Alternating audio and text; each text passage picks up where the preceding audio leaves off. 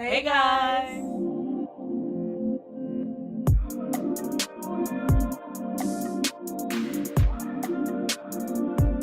Hey guys, welcome back to my channel. Yes, I know it's been a minute, but today I have a special guest with me. Introduce yourself. I'm DeKayla, y'all. I'm her bestie. Period. Bestie Westie. She has a channel too, so I'll leave her channel linked in the description box below. And we're also gonna film a video for her channel, so make sure you go check that out. Yes, ma'am. But for today's video, we're gonna be filming a girl talk. I posted on my Instagram and asked you guys to ask some questions, leave topics or whatever, and we're gonna answer them. And also we got smoothies. I got a I forgot what was in mine. I got a royal berry. I think it has pineapple, mango, blueberries, bananas, and agave. All I know is mine has cranberries in it and mango. I don't remember. It's really good. But it's called Island Splash. It's super cute. So let's get on into the video. The first question was makeup tips on matching your shade and finding your style, because you guys always look flawless. How Aww. sweet. Thank you. That is so cute. Hold on. So I don't really know much about makeup, so I'm gonna let her answer that.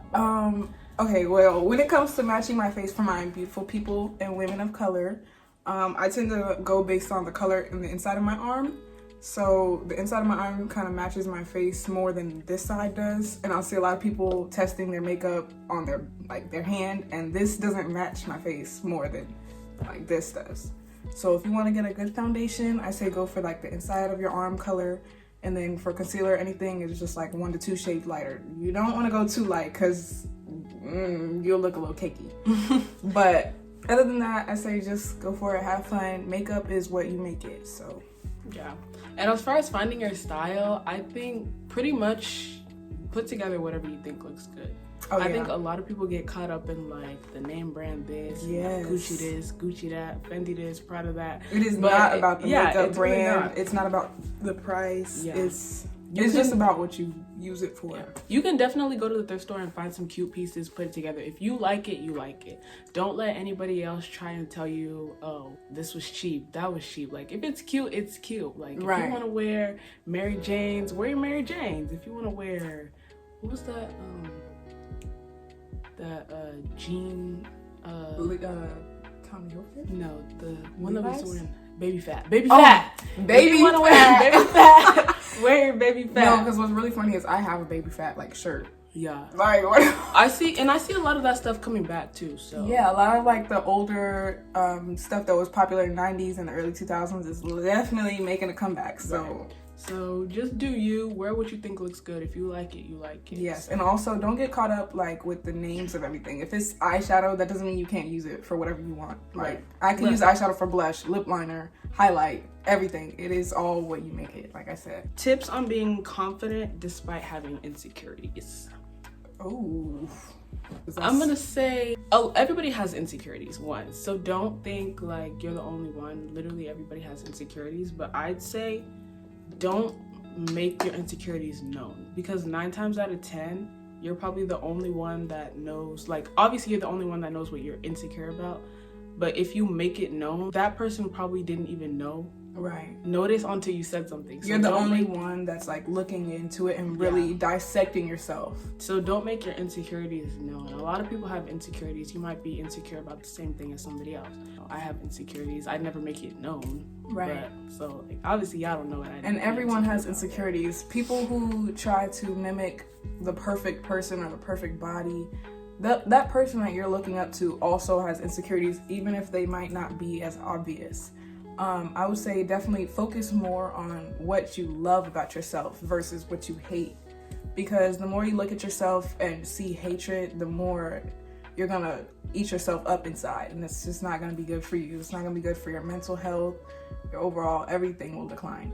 Yeah, and I think the social media like beauty standards right now are very, very unrealistic. So don't try and like. And they're very particular. Like, I don't know. I would never strive to look like somebody on social media, because I don't want to be a copy and paste Build-A-Bear type of girl. Yeah, you want to be your own person. I want to be my own person and really focus on that. Like, when I say focus on what you love about you, focus on what makes you you. Because if everybody walked around looking the same, I mean, the world would be boring and nobody would have any kind of personality or anything that differentiates them from other people. Right. So really, like, focus on what makes you you. Like, what makes DeKaylin DeKaylin? Like, exactly. I can't be just everybody else, because if everybody else was me, like, it doesn't make sense. Yeah, you know what I'm saying? Like, if I was trying to be like everybody else, who gonna be me? Exactly. Who gonna be me? So yeah, love yourself at the end of the day, because you're all baddies and you're all gorgeous, and confidence always comes with loving yourself first. So yeah, always put yourself first. Well, does that sound bad? No, I think you should always put yourself first. Yeah. Your health, your everything. So, you come first. How to get over a breakup?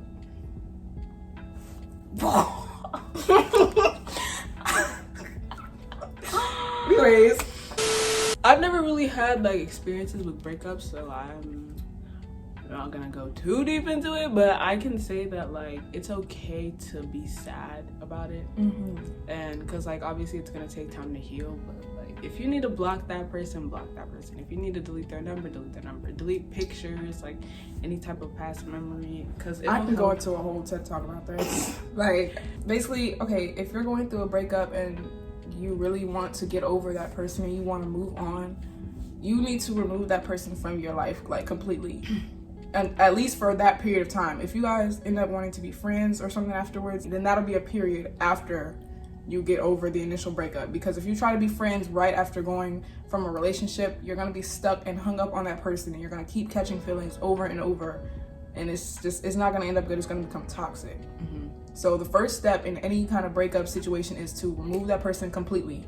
Block their social medias, delete their number, everything. Cut them completely off so you can have time to heal. Like, by yourself, without their influence at all. Right. I know a lot of people may think, oh, I'm the problem, this and that. Oh, yeah. You're not the problem. Like, don't make yourself think that you're any less of a person because their relationship with them didn't work out.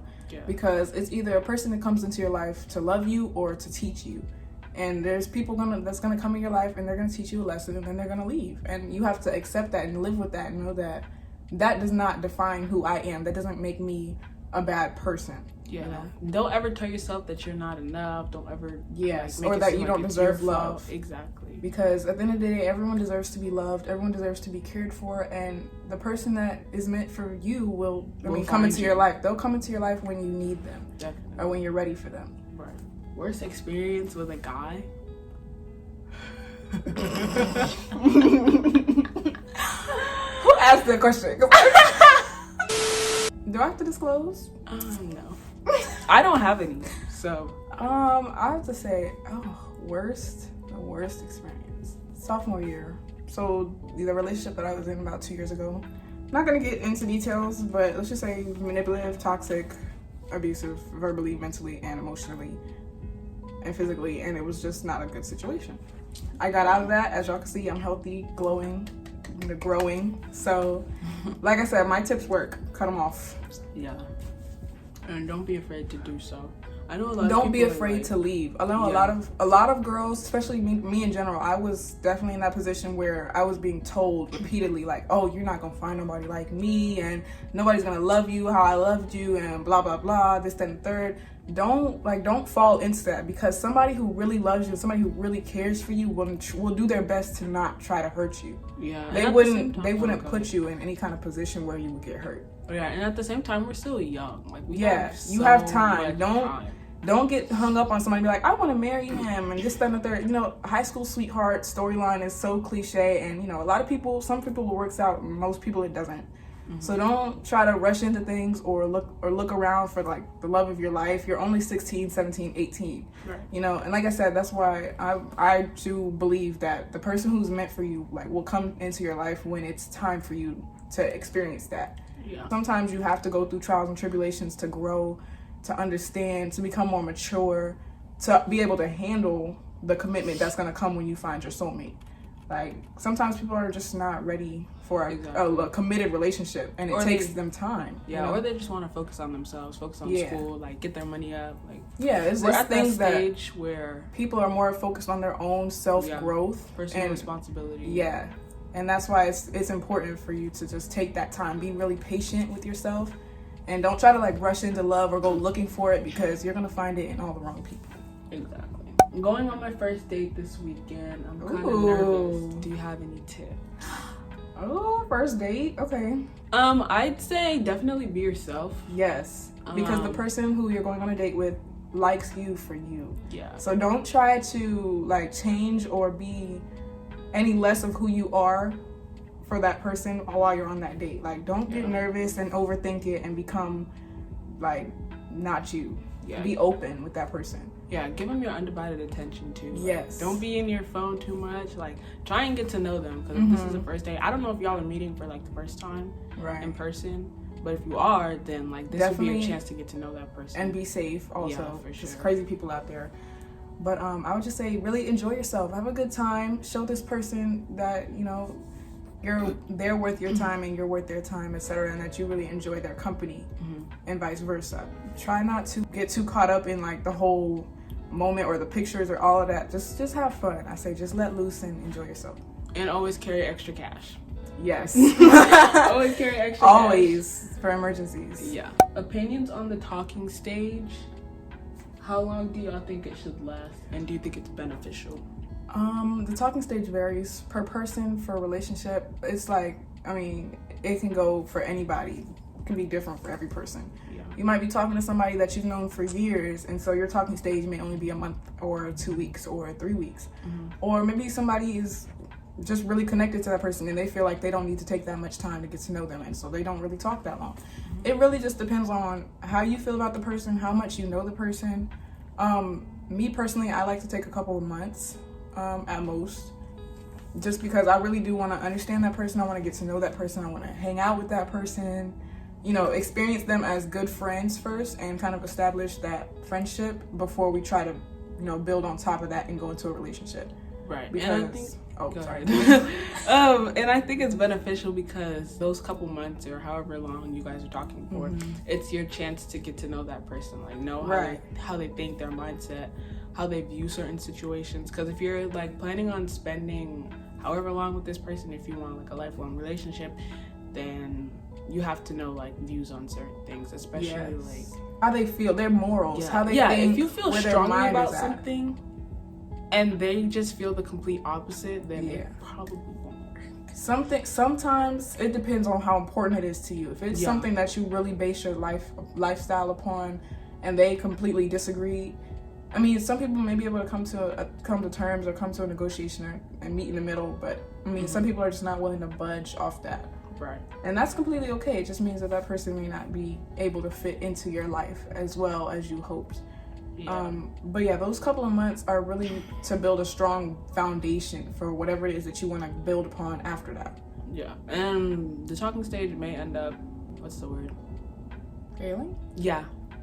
Okay. It may end up failing. You might not make it past the talking stage. Yes. You might make it past the talking stage. And I mean, that's just, I feel like that's just a moment where you can see somebody's true colors. You know, it gives you a chance to kind of see them and like feel their energy and all of that, and know if they're right for you or not. Like if you're not really vibing with them and you kind of not really messing with them the way you wanted to, then that's just a sign. Like, don't pursue any further. Yeah. Maybe y'all should just stay as friends or acquaintances or school friends. Like, it shouldn't go any further than that if you guys can't really vibe and connect on a different level. And don't be afraid to cut it off before like the feelings get too deep. Yes. Because it's gonna be even harder.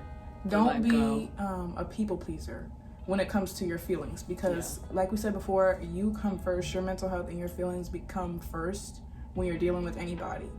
And so even if you're talking to somebody and you're not really feeling it, discuss that with them, disclose that with them, speak to them about it, because if you don't communicate with them about it, it's going to drag on. That person might catch feelings and then you're not really all into it, and then it's weird. Right. And then they get hurt because you have to cut them off.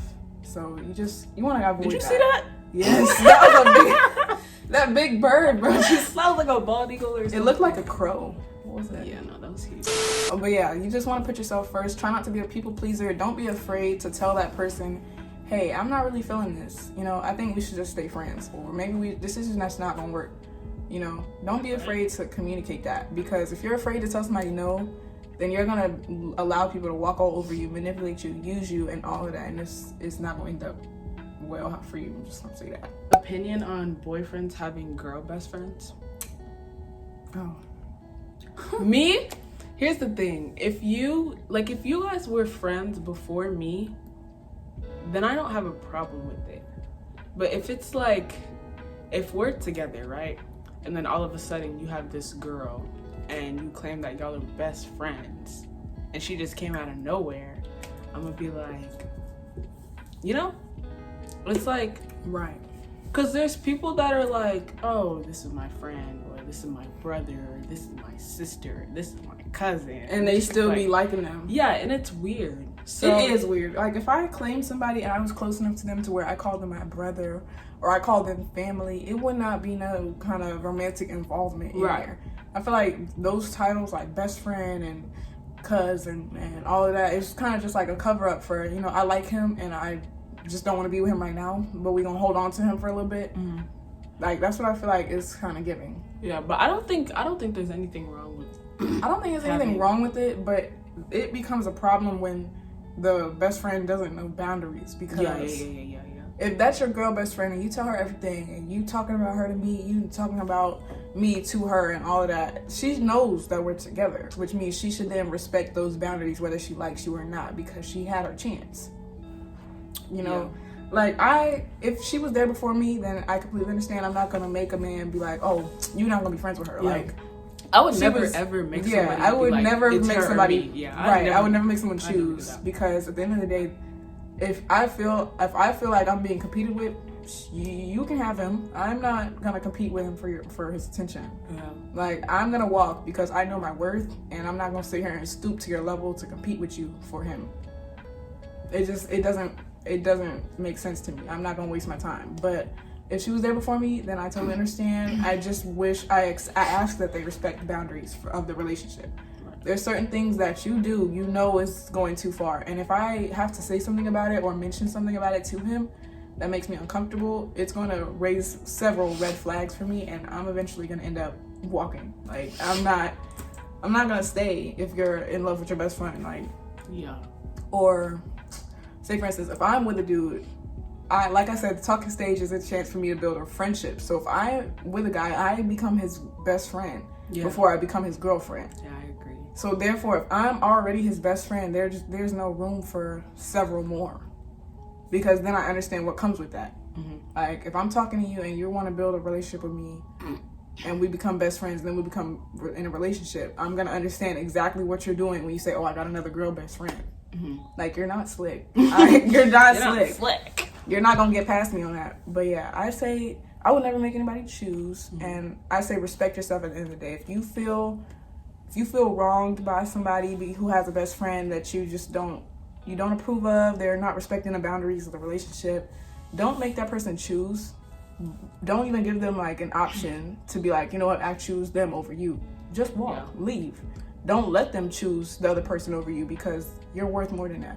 Yeah, and I think all that comes with trust too. Like, yes. If you really trust your significant other, then you should understand. Yeah, I feel like you should understand that I worded that wrong. They won't overstep. If you really trust your significant other, then you should trust them enough yes. to know that they can have opposite gender best friends, and it not like me. Yeah, and not be like that. Yeah. So, but if it's not at that point, you know, dip. Embarrassing boy stories. I have to think. I don't even think I have any. If I do, it's probably from like elementary or middle school. I have several. Okay, no, I feel like it's not embarrassing for me. It's embarrassing for them, because they're just down bad. Like, they're down horrendous. They're down horrendous, and I don't even want to do them like that. Like, I don't even think I have any. I don't think I have any that, like, where I was the person that was embarrassed. Yeah. It was more so the other person was embarrassed because they got caught doing me how they did me, and then they lost me. I mean, how you fumbled the bag that bad? Like, Butterfingers? How you fumble? Some of these are like not, I guess, girl talk related, but one of them says most embarrassing moment in school. I don't really do anything at school besides schoolwork and playing around. I feel like I felt. Oh, freshman year, I was at lunch, right? With my friends. And I had my lunch tray in my hand. And I don't know if we were leaving or what. But I had like the milk. And then I guess I like went like that to the tray and all the milk spilled on my pants, on my jeans. And so my friend went and got me some napkins, and I was pretty much walking like a freaking penguin for the rest of the day. So that was pretty embarrassing. But I don't think anybody else saw it besides the people that were sitting at that table. I'm pretty sure this has happened to everybody, but like I definitely tripped on my slides and went flying. I went flying too, like, on nothing. Right. Oh no, I've tripped going up the stairs too. And I happened to be walking in front of this really cute guy at the time. That was kind of embarrassing. I think that was freshman year though. He didn't pay me no mind though. I don't think he was even interested. The way I looked freshman year and the way I look now. Yeah, totally different. Ugh. Funniest memories? Like just in general? Every day is a funny memory for me because I do something stupid every day. It was this past week at camp. Was I talking about somebody? You were saying some stuff. I don't remember. This past week, like you just, I don't even know. Like there was definitely several times where I almost pee on myself because of something that you said. Funniest memory? I really don't know. Every day is funny for me. Yeah. Like just every day in general. It's always something I said or something that's done like, and we just die laughing. Anytime I'm with my Could I say this? It's kind of like an inside joke. I'm not gonna say that. No, because I'm not putting that in there. Oh! So pretty much, I also posted on my Instagram and asked the guys to ask questions that they're too afraid to ask girls, or questions that like they've always wondered. So one question that somebody said was, why do girls always go for wannabe gangsters? I'm guessing they're talking about hood. Yeah. Okay, well, me personally, that's not my type because that don't really fit the lifestyle I want. I want a luxury lifestyle, rich, lavish businesswoman, CEO lifestyle.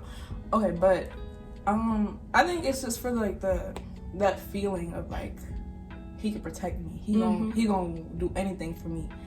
He is like that safety feeling, because for the gangster whatever hood nigga narrative, a lot of them they like, oh, I'm gonna ride for my girl, I'm gonna do this, I'm gonna do that, I'll shoot anything, da da da da, and they act like they have nothing to lose. And I feel like a lot of girls want that because they want somebody who would do anything for them, just the same way how she would do anything for him. You know, so they want that reciprocated feeling. But I guess what they don't see very often is that you don't always have to go for people who have nothing to lose in order to find somebody who's willing to do anything for you. Yeah. If that makes sense. I wouldn't even call it wannabe gangster. Yeah, it's not wannabe. It's just... And even then, it's not even that girls go for like that specific like group. It's just... I think it's just... They're more so the kind of people who would chase a girl. Yeah. Because if a guy has it going on, he got everything that he could ever want. He's making money moves and he's doing big things. He's not really gonna be interesting himself 100% with chasing a girl around and saying that he gonna do everything for her and he gonna ride for her and all of that. That's not really gonna interest him because he's doing other things with his life. He's making big moments, big statements. Like he's doing big things. And so I feel like as a woman, you also have to understand that to attract a well and fulfilled man, you have to also be well and fulfilled, or at least trying to be making a conscious effort, conscious step to be better within yourself. If you're not willing to grow within yourself and you're not willing to do anything, you have no motivation in life, you're not going to attract a man who has motivation, because that's not what he's looking for. He's looking for a lifetime partner who is just as headstrong and ambitious as he is. And so if that's what you want, you're going to attract what's good for you. And as an ambitious person, you're also going to need another ambitious partner in life. Piggybacking off of that, somebody else also asked, like, what's the proper way to, like, get a girl or, like, approach a girl? It varies based on different women. Yeah, I think like a lot of people be like it's like first glance, and it's like, well, I guess if you know the person, like say for example you go to school with this person, right? I think it's like, oh, I wouldn't say off the bat just go up to her and be like, can I get your number or something like that. Right. I think you should try and become her friend first. Get to know her first. Be polite. Like, yeah, definitely. I would say be polite. Don't just go up to a girl and be like, you fine, let me get your number. Yeah, I think it's like that's a little weird. But I feel like friendship. Speak on their interests. Like if you go to school with them and you know of them and whatever, then I mean maybe ask around, be like, what is she like? Or if you really want to get to know that girl and you really want to approach her the right way, I would ask around, be like, what is she like? And maybe speak to her about her interests, or ask her about what she likes. I mean, just try to get to know her, not necessarily. Don't just jump into the I want to date you. Yeah, don't jump into the like, oh, give me your number, and then like try to talk to her, like talk. I say take time, try to spend more time around her. If that means like walking a different way just so that you guys cross paths and can speak, then like do that. Yeah. But like try to get to know her, and then if this isn't like a school setting, just in general, walk up to her, be polite, like hello, like I think you're gorgeous or whatever. I think you're pretty. You look like a nice girl. Could I get your number? Or something like that. And then you guys talk more over the phone as friends, and then maybe hang out some, and then go from there. It should flow. It would flow easily if it's the right person for you. Yeah. If it's not really the right person, it might seem like more of a struggle than what it's supposed to be. Yeah. Just to speak to her.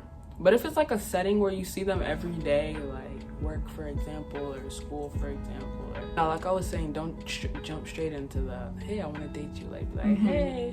Like, try and build that friendship with that person first. It all depends on her demeanor, though. If you go off of her energy and her vibe, you'll most likely succeed in approaching her properly. Like some women, they are standing around and they're laughing and talking and chit-chatting with their friends, having a good time. So maybe if you want to approach her properly, maybe try to interject in the conversation with a joke or something like that.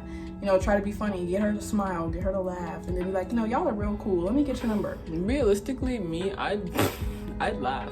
Yeah. And probably walk away. Okay. I mean, okay, no, if he was cute and I thought he was cute and he thought I was cute and he came into the conversation and kind of fit into the vibe of it kind of like perfectly, I would give him my number.